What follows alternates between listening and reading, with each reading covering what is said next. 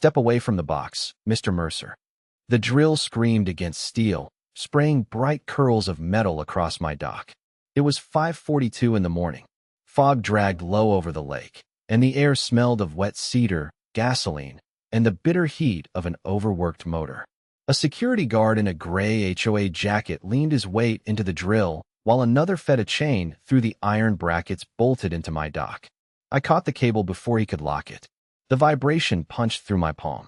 "This is private property," I said. Tires hissed over gravel behind me. 3 police cruisers rolled down the access road, lights flashing red across the black water. A white Range Rover followed them, clean enough to reflect the sunrise. Vanessa Caldwell stepped out before the vehicles stopped moving. Her heels struck the boards in hard, measured clicks. She wore a cream coat, oversized sunglasses, and the expression of someone arriving to inspect damage she had already ordered. "Officers," she said, pointing at me. "That man is interfering with city property." The guard killed the drill. Sudden silence settled over the dock, broken only by water tapping the pilings and the soft ticking of hot metal. I looked down at the box they had attached to my family's dock. Blue paint marked one corner. The same strange blue streak I had noticed on a stack of lake access receipts 2 weeks earlier. A brass slot had been cut into the lid, wide enough for cash envelopes. Beside it stood a new sign mounted over the place where Mercer Lake had been painted for nearly 50 years. The old name was still visible beneath the fresh gray coating. Above it, in polished black letters, someone had written, "Silver Pines Community Lake. Authorized access only. Lake preservation funds collected. $301,640." The bottom of the sign carried the gold seal of Cedar Ridge. My fingers closed around the small brass key in my pocket. Pump House was stamped along its worn edge. It had belonged to my father, and I carried it whenever I worked near the water. I could feel each letter pressing into my skin. Vanessa removed her sunglasses. "You've ignored every notice we sent," she said. "You threatened our contractors, damaged public equipment, and attempted to remove funds belonging to the community." I glanced at the empty steel box. "You collected $300,000 from this lake." Her smile tightened. "We protected this lake. Something your family failed to do." One officer reached for my wrist. The cuff closed with a cold metallic snap. I did not resist. I watched Vanessa step beside the sign as if she owned the water behind her. Beyond the dock, the old bronze bell outside my father's boathouse moved gently in the wind but made no sound. Its clapper had been removed. Another thing that did not belong to her. What Vanessa didn't know was that every official city seal carried a registration number. I had spent 22 years reading permits, tracing invoices, and finding expensive lies buried inside ordinary paperwork. The number stamped beneath her seal was small, but I could see it, and I already knew where I would start looking. What would you do if someone put you in handcuffs while they collected money from your property? 3 weeks before the handcuffs, the first warning came from the sound of chainsaws across still water. I was replacing a corroded valve inside the old pump house when the engine started. The concrete floor trembled under my boots. Through the open door, I saw cedar branches dropping along the eastern shore, one after another, followed by the metallic clank of fence posts hitting rock. That shoreline belonged to me. Mercer Lake covered 86 acres my grandfather had dammed in 1974. Our deed included the water, the bed beneath it, the boathouse, and every access road except one narrow walking easement granted to neighboring residents. They could reach the bank. They could not launch boats, host events, build structures, or charge admission. I crossed the dam in my work truck. Fresh soil and diesel exhaust hung in the air. A crew had already cleared a 30-foot opening through my trees and poured gravel toward the water. Orange survey paint marked a rectangle where the family picnic shelter used to stand. A white Range Rover waited near the shoreline. Vanessa Caldwell stood beside it in pressed slacks and a pale blue blouse, holding a rolled site plan like a judge holding a sentence. Her blonde hair did not move in the wind. Neither did her smile.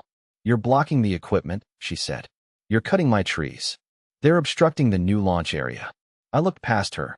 A compact excavator was chewing into the bank, its bucket dragging wet clay into black piles. 2 workers were assembling a steel payment kiosk beside the unfinished ramp. "There is no launch area," I said. "There will be Saturday." She handed me a laminated notice bearing the Cedar Ridge seal. It announced the grand opening of Silver Pines Community Lake, complete with boat permits, fishing passes, and a summer concert series. The first event was scheduled for June 15th, 11 days away. At the bottom, bold red text warned that anyone interfering with construction faced a $5,000 municipal penalty. I read the page twice. The parcel number listed beneath my name was wrong by one digit. More important, the document cited an easement recorded in 1998. My father never signed an easement in 1998. He had been in a hospital in St. Louis that entire summer after a crane cable shattered his hip. I had handled every piece of property paperwork while he recovered. I remembered the smell of antiseptic on the envelopes and the tremor in his hand when he signed his name. This signature was too smooth. Who approved this? I asked. Vanessa tapped the city seal with one manicured nail. People above your pay grade. Her voice stayed soft, almost friendly. That made it worse. I photographed the notice, the machinery, the survey stakes, and the blue paint smeared along the kiosk frame. Then I walked to the edge of the new ramp and found a brass boundary marker half buried under fresh gravel. Someone had hammered it sideways. That marker had stood there for 50 years. Vanessa watched me pull it free. You have until Friday to remove your boat and personal equipment, she said. After that, anything left on the premises becomes subject to impound. I brushed mud from the stamped word Mercer and looked at the men building a business on my water. Then I made my decision. I would let them keep working long enough to show me who was paying for it. The next morning, I came back before sunrise with a laser level, a soil probe, and the battered survey case I used on drainage jobs. Mist clung to the water in thin gray sheets. The new gravel ramp looked clean from a distance, but clean work can still be dishonest work. I set the tripod beside the shoreline, leveled the instrument, and shot 3 elevations across the cut bank. The numbers were wrong. The crew had dropped the ramp 18 inches below the approved floodline. One hard storm would push lake water straight into the eastern lots. Anyone who had spent years rebuilding culverts and tracing runoff would have seen it immediately. Vanessa's contractors had not designed access. They had carved a funnel. I drove a steel probe into the fresh fill. It sank almost to the handle. No compacted base. No drainage fabric. Just loose clay hidden under decorative gravel. Behind me, an engine idled. A black utility truck sat near the trees with its lights off. When I turned, the driver lifted a phone toward me, snapped a picture, and rolled away without speaking. I kept working. My father taught me never to trust a surface simply because someone had painted lines on it. He used to take me around the lake after storms, his boots sinking into mud while he checked spillways, hinges, and retaining bolts by hand. Water remembers every shortcut, he would say. The lake was never just scenery to us. My grandfather built the first dam with rented equipment and 2 neighbors who worked for sandwiches and beer. My father rebuilt the West Spillway after the flood of 1993. I learned to weld in the boathouse, sparks bouncing across the concrete while rain hammered the tin roof. Every repair was recorded. That afternoon, I climbed into the loft above the old workshop. Dust floated through the narrow beam of my flashlight. The place smelled of rope, mouse nests, and machine oil that had soaked into the floorboards decades earlier. Behind a stack of rusted minnow traps sat a green metal document box. The lock matched the brass key in my pocket. It opened with a stiff click. Inside were faded photographs, maintenance ledgers, tax receipts, and a rolled linen map tied with red cord. The map showed the original lake boundary, the pump house, and a narrow service tunnel beneath the eastern bank. One corner carried a handwritten note from my grandfather. Do not surrender gate control without county review. No explanation. No date. I photographed the note, but left the map open across the workbench. Near the bottom of the box, I found an envelope labeled City Correspondence, 1974. Before I could open it, gravel cracked outside. 2 men in Silver Pines jackets crossed the yard toward the boathouse. They were not carrying tools. One tried the side door. The other moved directly toward the old records room, as if someone had told him exactly where to look. I killed the loft light and watched through a gap in the boards. Their flashlights swept over shelves, cabinets, and the wall where my father once kept permit files. They said the Mercer papers are still here, one whispered. My hand tightened around the brass key. This was no longer an HOA building a boat ramp. Someone inside City Hall was afraid of what my family had kept. My phone started vibrating before the two men reached the records room door. The sound buzzed against the wooden floor beside my boot. One of them froze. His flashlight climbed the wall, slid across the rafters, then stopped inches below where I was crouched. I held my breath. A truck horn sounded near the road. Both men backed out fast, boots hammering the boards. Their engine roared, gravel snapped beneath the tires, and the taillights vanished through the trees. By sunrise, Vanessa had already changed the story. A local news van waited outside my gate. The reporter called me a disgruntled landowner obstructing a public restoration project. Silver Pines residents stood behind her holding printed signs about children, clean water, and community access. None of them mentioned the chainsaws. None mentioned the men who had entered my boathouse at midnight. My phone kept lighting up. Angry messages. Canceled jobs. One client wrote that he could not hire a contractor under investigation for environmental violations. At 9, a city inspector taped a red closure notice across the pump house door. At 10, my bank called. The loan officer's voice had gone careful and formal. We received notice of pending municipal liens against the property. How much? Currently $42,000. Daily penalties may increase that. The lake paid for its own maintenance through cabin rentals and seasonal dock leases. If the city froze those permits, I would miss the next mortgage payment. Noah's college deposit sat in the same account I was now using for legal fees. Vanessa arrived that afternoon. Her Range Rover stopped beside the red notice. She stepped out carrying a cream-colored folder and 2 paper cups, as if we were meeting for coffee instead of discussing the destruction of my family's property. "You're losing contracts," she said. I did not ask how she knew. She opened the folder on the hood of my truck. Inside was a purchase agreement from Caldwell Civic Solutions. $800,000 for the lake, the boathouse, the cabins, and all access rights. It was less than half the amount she had offered 2 years earlier. "Sign by Friday," she said. "The fines disappear. The bank gets paid. Your son keeps his future. And if I refuse?" She smiled without showing teeth. "Then the city protects the public." I closed the folder and handed it back. No, I did not shout. I did not tear the papers. Men like my father had taught me that anger leaves fingerprints, but patience leaves records. That night, Noah and I mounted 2 trail cameras near the eastern bank. We hid another inside the broken housing of an old flood gauge. At 2:17 a.m., my phone vibrated on the nightstand. Motion detected. The screen showed Vanessa's Range Rover parked without lights near the pump house. Councilman Richard Voss stepped from the passenger side. He wore work gloves and carried bolt cutters. The camera caught only fragments through the reeds. Vanessa pointing toward the boathouse, Voss holding a photocopy of my grandfather's map, and a third man dragging a portable saw toward the spillway controls. Then the feed turned white. Someone had found the camera and sprayed the lens. I ran outside as metal shrieked across the lake. By the time I reached the eastern bank, the pump house chain lay severed in the mud. Fresh boot prints led inside. And beneath the floor, someone was cutting into the old service tunnel. The county hearing lasted 23 minutes. That was all it took for Vanessa to win. The chamber smelled of floor wax, damp coats, and overheated printer toner. I sat beneath fluorescent lights while Councilman Voss presented a certified resolution granting Silver Pines temporary stewardship authority over Mercer Lake. Vanessa followed with photographs of algae, cracked boards, and children standing behind yellow safety tape. None of the pictures showed who had placed the tape. My attorney objected to the resolution's signature page. The hearing officer barely glanced at it. "Municipal records are presumed valid," he said. His gavel struck once. The city kept control of the shoreline. My cabins remained closed. The daily fines continued. Vanessa was authorized to open the boat ramp on schedule.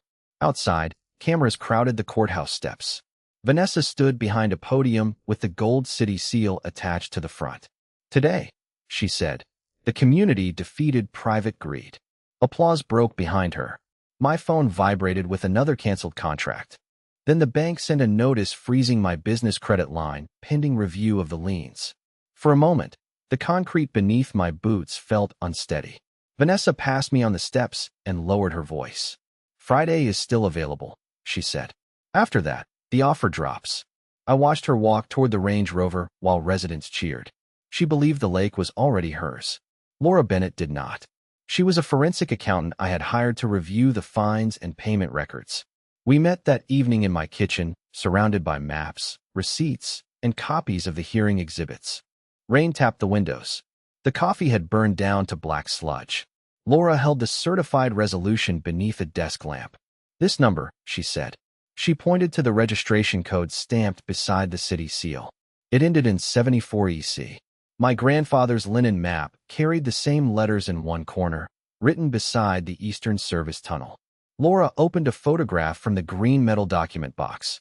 "The city recycled an old project number," she said. "They thought nobody would recognize it." I took out the brass pump house key. The forgotten tunnel began beneath the eastern bank, behind the floor Voss's men had tried to cut open. Using the linen map, we found a second entrance hidden below a retaining wall 30 yards downstream. Mud sucked at our boots. Rusted hinges groaned when the key turned. Inside, the air tasted of iron and standing water. Our flashlights caught old valve wheels, corroded gauges, and shelves packed with sealed county archive tubes. One tube bore the code 74 EC. The cap cracked open with a dry snap. Inside was the original 1974 Cooperative Engineering Agreement, signed by my grandfather, the county, and Cedar Ridge. The paper smelled of mildew and machine oil. Laura read the controlling clause twice. The city had received limited access to inspect the dam and emergency spillway. Nothing else. No recreational rights. No commercial rights. No authority to collect fees. More important, the agreement stated that any unauthorized commercial use automatically terminated the city's access license and returned exclusive control of the eastern gate, ramp corridor, and service infrastructure to the Mercer estate. Vanessa had not taken control of my lake. By charging admission, she had legally erased the city's only right to enter it. I reached for my phone. "We shut the gate tonight." My attorney caught my wrist. "No," he said. "Not yet." Rain drummed against the tunnel roof. He looked at the original agreement, then at the hearing notice still folded in my pocket. "If we act now, they call it a property dispute. Let them open the lake. Let them collect one more dollar under that resolution." His eyes hardened. "Then we stop chasing the lie and prove the fraud." My attorney spread the original agreement across his conference table and placed a yellow legal pad over the clause I wanted to use. "Do not touch the gate," he said. "Do not shut down the ramp. Do not give them a single photograph that makes you look reckless." Rain rattled against the office windows. Somewhere behind the wall, an old pipe knocked every 7 seconds. "If Vanessa keeps collecting money after receiving notice," he continued, "this stops being confusion. Every ticket, invoice, and sworn statement becomes proof that she knew." So we let her keep building the case against herself. Laura created a digital ledger for every dollar connected to the lake. I measured the new ramp, photographed each unpermitted cut, and logged the elevation readings with timestamps. Noah repositioned the trail cameras beyond the reach of spray paint. My attorney sent preservation notices to the city, the HOA, the bank, and every contractor whose name appeared on the project. The printer ran until the room smelled of hot paper. Vanessa answered with 12 pages on Silver Pine's letterhead. She declared, in writing, that the HOA held full and uncontested commercial authority over Mercer Lake. She claimed my family had surrendered all access rights in 1998 and that the 1974 agreement no longer existed. Then she sent the statement everywhere. To my bank, supporting the liens. To the city licensing office, demanding permanent event permits. To the insurance carrier, identifying Silver Pines as the lawful operator. To the fire marshal, certifying that the ramp and shoreline met emergency standards. Each message carried her signature. Each one closed another exit. The internal witness arrived on a wet Tuesday evening. Martha Keene had served as HOA treasurer for 6 years before Vanessa removed her from the board. She sat at my kitchen table with rain dripping from her coat and a flash drive clenched in her fist. "I should have come sooner," she said.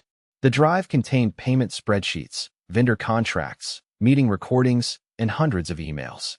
Laura connected it to an isolated laptop. The cooling fan whispered while folders opened across the screen.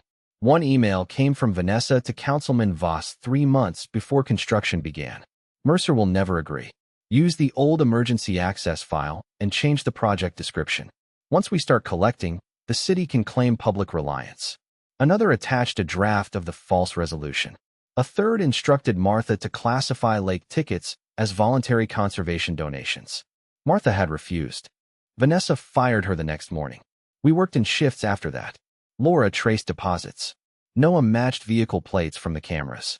Martha identified initials beside cash withdrawals. My attorney forwarded certified copies to the state fraud unit, county prosecutor, insurance investigators, and the public integrity division. The old wall clock clicked above us. Every hour brought another threat from Vanessa. Another fine. Another demand. Another signed lie. She mistook our silence for fear. Silver Pines announced its grand opening for Saturday. Live music, catered food, children's races, and a ceremonial ribbon cutting led by Voss. More than 400 tickets had already been sold. Television crews were invited. Vanessa ordered a temporary stage built over the spot where my family's name had been painted out. I could have stopped the event with the agreement in my hands. Instead, I waited. By Friday night, floodlights burned along the shoreline. White tents snapped in the wind. Workers rolled sound cables across my dock, while Vanessa practiced her speech beneath the city seal. Inside the boathouse, our cameras were recording, the agencies had confirmed receipt, and every document sat arranged in numbered folders. The stage was hers. The evidence was ours. Everything was ready. At 4:38 Saturday morning, the alarm on the eastern spillway went off. Not the motion chime from our cameras. The pressure alarm. Its metallic pulse rattled through my phone speaker while I pulled on my boots. A red warning flashed across the monitoring app. Gate position changing. Manual override. Someone was moving the flood control valve. I called 911 from the truck and kept the line open as I drove toward the lake. Fog swallowed the headlights. Gravel hammered the wheel wells. Ahead, portable event lights burned through the trees like white fire. The spillway is being tampered with, I told the dispatcher. Private infrastructure. Possible flooding risk. I am not confronting anyone unless necessary. Water thundered beneath the dam when I arrived. The pump house chain lay in two pieces beside the door. Fresh bolt cutter marks shone on the links. Vanessa's Range Rover idled near the dock, and Voss's black sedan blocked the service road. Inside the control room, Voss stood at the main valve wheel with both hands on the spokes. A hired contractor was forcing a steel bar beneath the locking collar. The gate indicator had already moved 6 inches. That was enough to increase flow through the eastern channel. Another foot could tear loose the temporary stage supports downstream. I stopped outside the doorway. Step away from the valve, I said clearly. You are inside a restricted control facility. The lock has been cut, and the system is being recorded. Voss turned. Vanessa stood behind him holding my grandfather's linen map. The red cord dangled from her fist. You don't control this facility anymore, she said. The bronze key was visible in the open cabinet beside her. They had taken it from the boathouse evidence shelf. The contractor raised the steel bar. I stayed outside. Do not move that gate, I said toward my phone. The event structures are in the discharge corridor. Opening it further could injure people. Vanessa's expression changed for half a second. She knew. Then Voss reached beneath his jacket and pulled a pistol. The slide scraped against leather. He pointed it low, toward the concrete near my boots. Leave, he said.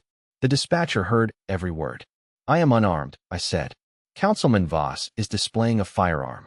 Vanessa Caldwell is holding a stolen survey map. The spillway lock has been cut. A camera hidden inside the broken flood gauge blinked green behind him. Vanessa saw it. Turn that off. Voss swung the pistol toward the gauge. The shot cracked inside the concrete room. Glass burst outward. The sound punched through my chest and rolled across the water.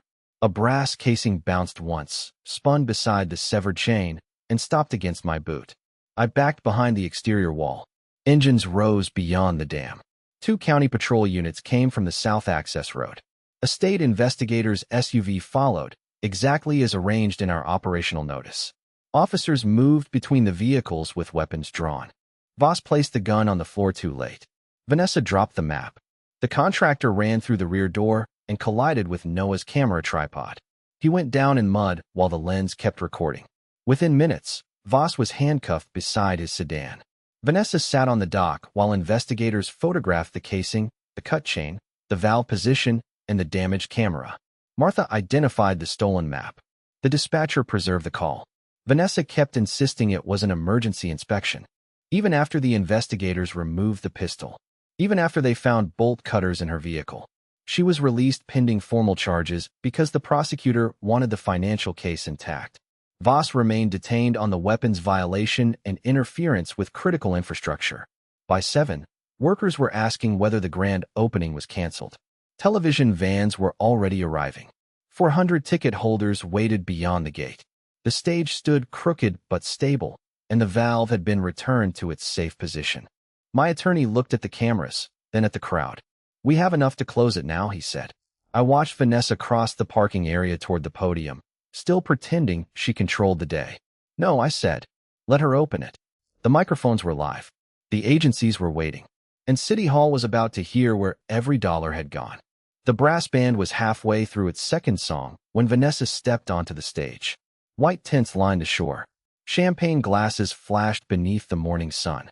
A catering crew carried silver trays past a banner that read Grand Opening, Silver Pines Community Lake. Vanessa wore a pearl suit and a gold city pin, smiling for cameras as if the handcuffs, the gunshot, and the cut spillway lock had never happened. Behind her, waterfront homes curved around the eastern channel. Fresh paint, stone patios, private docks. Millions of dollars built beside water their owners believed Vanessa controlled. I entered through the service gate carrying one steel cash box. No speech. No crowd of supporters. My attorney walked beside me. Laura followed with numbered folders. Martha carried the green document case from my father's boathouse. 2 state investigators waited near the press platform, and a county engineer stood beside the spillway control panel. Vanessa saw us and tightened her grip on the microphone. "This man has spent weeks sabotaging a community project," she announced. "Security, remove him." Nobody moved. My attorney handed the event manager a stamped order. "Temporary administrative suspension," he said. "Effective immediately." The music stopped mid-note. A fire marshal stepped onto the stage and posted the first notice across the city banner. The boat launch, concert area, and commercial operations were suspended pending review of false safety certifications. Vanessa laughed sharply. "This is procedural harassment." The county engineer answered by activating a monitor beside the stage. My elevation readings appeared first. Then photographs of the loose fill, the missing drainage fabric, the damaged flood gauge, and the spillway indicator moving during the break-in. "The ramp was built below the flood line," he said. "The stage sits inside an active discharge corridor. Continued operation would endanger the public." Workers began guiding guests away from the docks. No panic. No rushing. The pump slowed under county supervision. Warning lights changed from green to amber. A technician closed the commercial intake valve and locked the control wheel with a numbered government seal. Vanessa pointed at me. "He altered those measurements." I placed my grandfather's linen map on the podium. Martha opened the green metal box and removed the original 1974 agreement. The county clerk held up the certified archive copy beside it. Same signatures. Same project code. Same clause. The city had emergency inspection access. Nothing more. No ownership. No ticketing authority. No commercial rights. My attorney faced the cameras. By selling access, Silver Pines terminated the city's limited license and restored exclusive control of the eastern gate and service infrastructure to the Mercer estate. The old brass key turned in my hand. A deputy removed Vanessa's electronic gate controller. I inserted my father's key into the original lock and closed the access gate legally, with the engineer and fire marshal watching. Then Laura opened the financial file. Bank records filled the monitor. Ticket payments moved from residents into Blue Cedar Municipal Services, from Blue Cedar into Caldwell Civic Solutions, from there into fake dredging contracts, campaign accounts, and personal credit lines. The total appeared in red. $347,820. An insurance investigator stepped forward. Silver Pines obtained liability coverage by declaring itself the lawful lake operator. That declaration was false. Vanessa's smile vanished. Voss handled the permits. I relied on City Hall. Martha raised the flash drive. "No," she said. "You wrote the instructions." Laura opened the email archive. Vanessa's words appeared behind her in 12-foot letters. "Use the old emergency access file and change the project description. Once we start collecting, the city can claim public reliance." The crowd went silent. Then the final video played. Voss cutting the pump house chain. Vanessa holding the stolen map. The contractor forcing the valve. The pistol rising. The shot. The casing spinning across concrete. Vanessa backed away from the podium. This is edited. A state investigator lifted the sealed evidence bag containing the casing. Another displayed the bolt cutters recovered from her Range Rover. The dispatcher's recording followed, carrying my voice, Voss's threat, and the gunshot exactly as they happened. There was nowhere left to redirect the blame. Investigators arrested Vanessa for fraud, conspiracy, theft of records, insurance deception, and interference with critical infrastructure. The HOA board removed her authority before she reached the waiting vehicle. City officials seized the cash box, servers, and event receipts. I stood beside the locked control wheel while the lake settled into silence. Vanessa had sold luxury homes by promising command of the shoreline, the gates, and the water. But every dollar of her empire depended on a lake she had never owned. 3 months after Vanessa's arrest, the lake sounded like itself again. Water tapped softly against the dock pilings. Cedar and damp earth replaced the smell of diesel, hot metal, and fresh-cut clay. The temporary stage was gone. The unsafe ramp had been removed under county supervision, and the eastern bank had been rebuilt with proper drainage, compacted stone, and native grass to hold the soil. I could have closed Mercer Lake to everyone. I did not. The residents of Silver Pines had paid for access in good faith. Most of them had been lied to just as thoroughly as I had. So we created a new agreement, written in plain language and reviewed in public. Families could use the walking trail and designated fishing bank. Boats required reservations. Commercial events needed permits, insurance, and my written approval. Every fee appeared online, along with every expense. No private accounts. No mystery contractors. No sealed meetings. The state recovered most of the $347,820. Residents received refunds, and the remaining money restored the shoreline, upgraded the emergency spillway sensors, and funded free swimming lessons for local children. The HOA held its first real election in 7 years. Martha became treasurer again, this time with an independent auditor reviewing the books every quarter. Meeting records were published within 48 hours. Residents could inspect contracts before votes. The president no longer controlled the bank account alone. Vanessa pleaded guilty to fraud, conspiracy, falsifying insurance documents, and tampering with critical infrastructure. She received prison time and was ordered to repay what remained missing. Voss lost his counsel seat before his criminal case reached court. He later pleaded guilty to official misconduct and evidence tampering. The contractor who forced the valve surrendered his license and testified against both of them. None of their punishments repaired the lake by themselves. People did that. Neighbors replanted cedars where the chainsaws had cut through the shore. Teenagers helped repaint the boathouse. Noah installed weatherproof cameras and a public water level display beside the legal access gate. The bronze bell received a new clapper. One Saturday morning, I carried the green metal document box into the boathouse. The original agreement went into a fireproof cabinet. My grandfather's linen map was framed behind glass, its faded service tunnel line still visible. Beside it, I mounted the damaged flood gauge plate with the bullet hole punched through its center. Not as a trophy, as a reminder. Then I took my father's brass key from my pocket and opened the gate. The lock turned with the same stiff click I remembered from childhood. Children ran toward the fishing bank. The bell rang once above them, clear and heavy. Vanessa believed power came from seals, titles, and expensive paper. Voss believed City Hall could bury any truth deep enough. They were both wrong. Money leaves a trail. Water remembers every shortcut. Justice isn't loud. It's smart, patient, and inevitable.